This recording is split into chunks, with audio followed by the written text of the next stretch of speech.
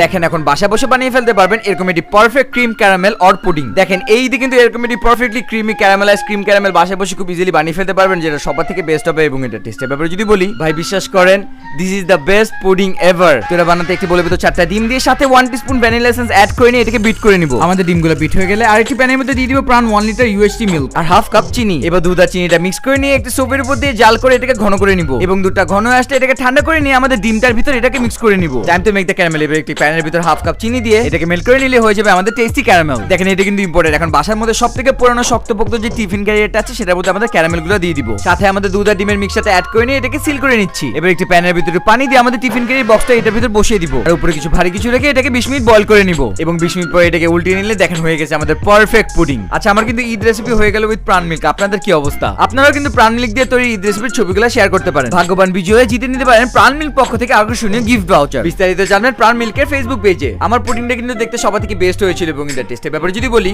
ভাই বিশ্বাস করেন this is the best pudding ever.